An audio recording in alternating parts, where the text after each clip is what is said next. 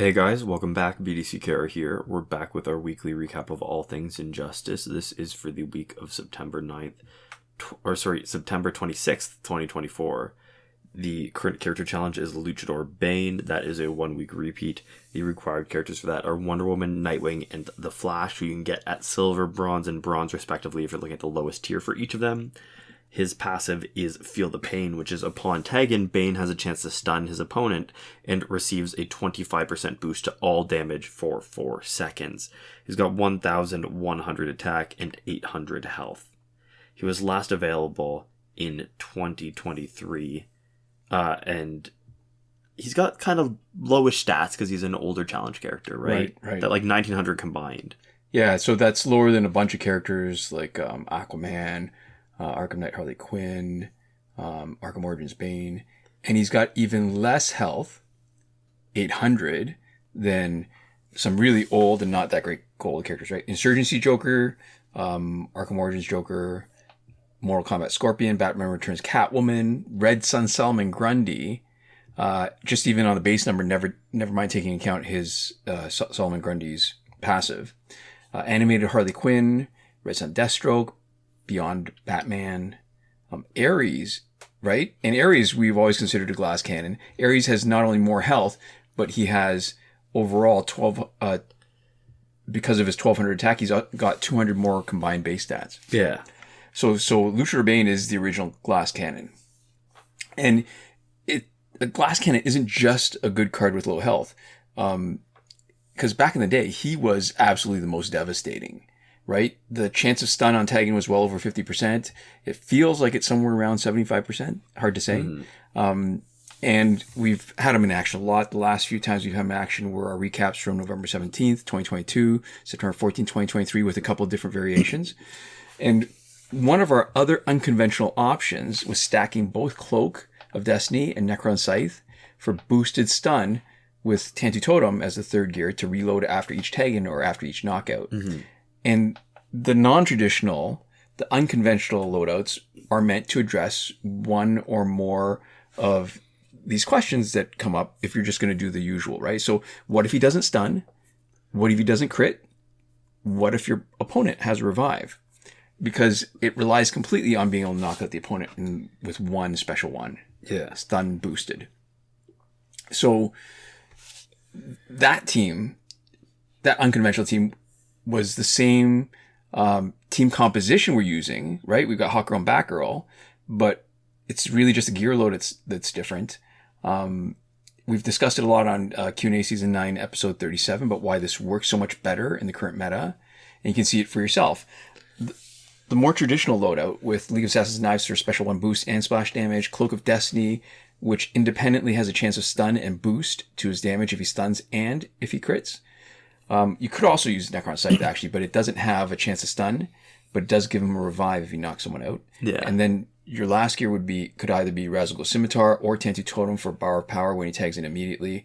Or if you have Batgirl as a teammate, you use your third gear slot for LexCorp Gauntlets to increase crit chance on Special 1 up to 40% and chance of stun up to 30%.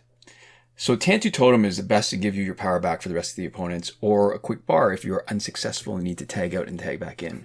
Mm-hmm. Both Batgirl and Luchador Bane are really good on this loadout. So the hardest decision used to be who to give the loadout to if both are on the same team. And when they introduced Necron Scythe, you can have everything. You can have it all. You can have a career and a family at the same time. Mm-hmm. All right. Main danger of the strategy is if you're relying on Bane to do all your damage, he will stun most of the time. The keyword is most. But if he doesn't stun, doesn't crit, or the opponent has a revive, be ready to have him take damage or get knocked out. Mm. So today's non-traditional loadout is using Enchantress Companion Gear as your third gear after Cloak and Tantu. Enchantress Gear is great, even for just the one ability of Flying Skulls. And technically, it's 2 abilities. Yeah, because it's Flying Skulls, but it's also not disabling the opponent's specials, giving you health. Yeah. Yeah. Yeah. So it took me a long time to both notice and then deal with the problem, but Luchador Bane's Special 1 suffers from the same problem as the late game stat monsters who have a high damage Special 2 that can only knock out the opponent on the last hit. And what was the solution for that? Enchantress Companion Gear. And so again, I mean, after a few years of playing with it, I realized that. So if it won't prevent your opponent tagging effects after you knock someone out, but it buys you time. And it does a decent amount of damage. So if we're talking opportunity cost, it isn't crit chance like Luxor Gauntlets to really boost your crit chance up to 100%. It isn't more stack stun damage like you would get if you were using Necron Scythe. And it isn't splash damage plus special 1 boost like Leave Assassin's Knives.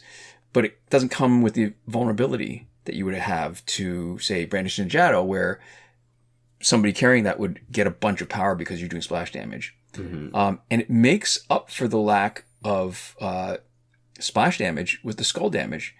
It protects from tagging effects, which the knives didn't, and it protects if you don't knock out the opponent. And the beauty of it is, and I got away from playing like this, but you're going to see more of it this time in this fight, is that it opens up the possibility of doing a special 2. Right? Because the special 1 was for splash. 1 hit, boom.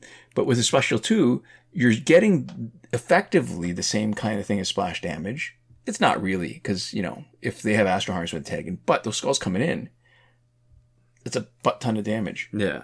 So it's really good, gives you a lot more options. And an example of that would be the fight where you're watching us. I think one of the later fights, there's going to be a Killing Joke Joker. He's in the first slot. And you know what? You don't have to worry. You tag in Luchador Bane. You do a special 2. He does some of special 2 damage on the next person tagging in.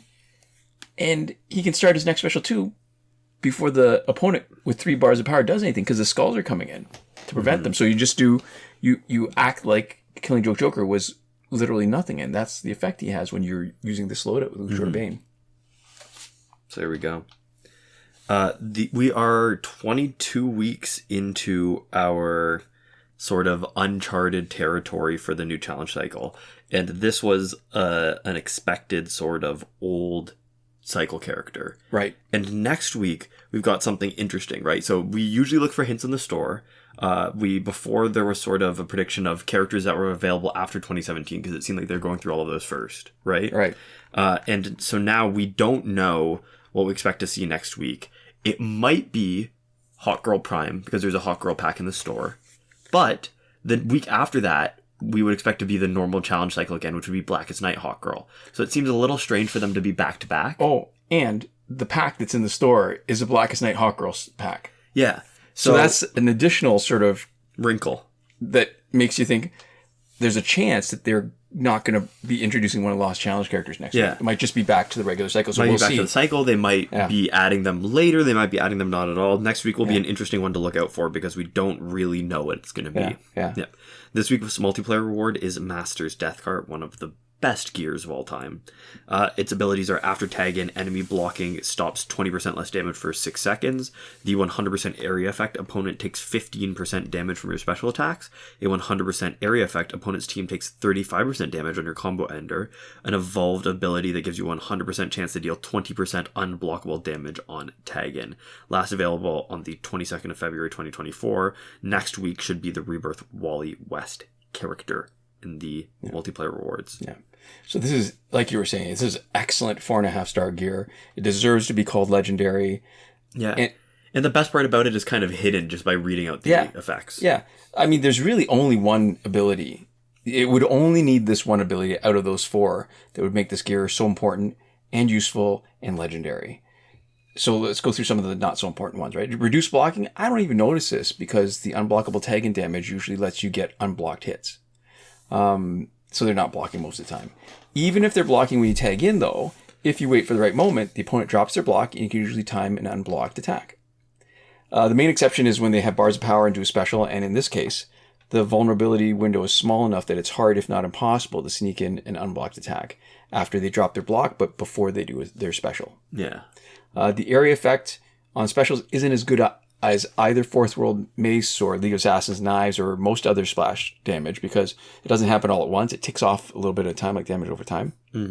So if you knock someone out and the teammate tags in, they stop taking the splash damage. And you knock somebody out a lot of the time. Ideally, you're knocking somebody out every time you use a special. Yeah. The unblockable damage of 20% is decent. That's when you tag in into the little pitter-patter stuff. And I got to tell you, I hardly ever use any combos, never mind tap combos. So the combo ender doesn't really... That effect, I think, hardly ever matters. But the hidden and most important part of its gear is that the unblocked damage generates power to you in multiplayer. So that means it's great in multiplayer and it's not so great in offline play. In multiplayer, you get power by hitting, so that Master's Death card entry pitter-patter, you get the power. In offline play, your opponent generates more power by getting hit, so if you're using Master's Death card, they get power if they're not blocking. Yeah. But again, still, spectacular gear. It is absolutely one of the best. For sure. So there we go. Moving on to the store. Like we mentioned, the challenge pack is the Blackest Night Hot Girl pack. It's for $24.99 Canadian. All priced in Canadian because that's the only currency that matters that we have access to. So that's. Well, I gotta convince you at one point.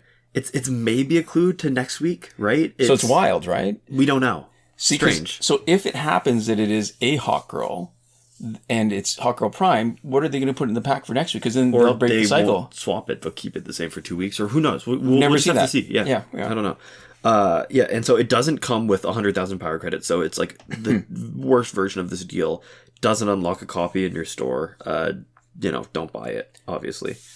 We also have the Ultimate Bundle Bringers of Justice, and it is for $124.99.